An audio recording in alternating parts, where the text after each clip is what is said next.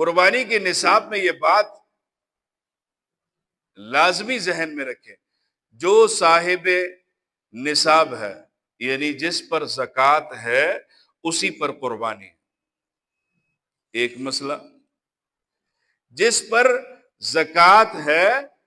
اسی پر قربانی بھی ہے ایک، لیکن زکوٰۃ کے واجب ہونے اور قربانی کے واجب ہونے میں فرق ہے، یہ دو باتیں الگ ہیں۔ زکوٰۃ پورے سال مال پر گزرنے کے بعد زکوٰۃ فرض ہوتی ہے، ایسا ہی ہے نا؟ پورے سال آپ کے پاس 52.5 تولے چاندی ہے، سب سے کم نصاب ہے، 7.5 تولہ سونا ہے، یہ ایک الگ نصاب ہے، نقدی ہے یہ الگ نصاب ہے، سامان تجارت ہے یہ الگ نصاب ہے، 4 قسم کے۔ زکوٰۃ پورے سال گزرنے پر آپ سونے کی زکوٰۃ دیں گے، پورا سال گزرنے پر آپ چاندی کی زکوٰۃ دیں گے، اسی طرح نقدی ہو گیا، اسی طرح سامان تجارت ہو گیا۔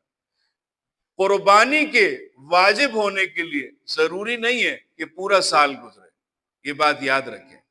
یہاں پر تھوڑا سا آ کر آدمی مسائل میں تھوڑا سا آگے پیچھے ہو جاتا ہے اس مسئلے میں۔ قربانی کے نصاب کے لیے، قربانی کے واجب ہونے کے لیے سال کا گزرنا ضروری نہیں ہوتا،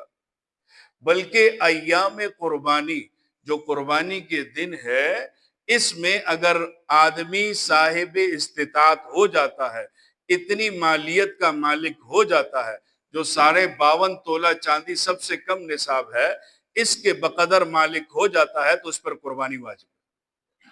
اگرچہ پورے سال اس کے پاس نہیں تھی، پورے سال کنگال رہا ہے،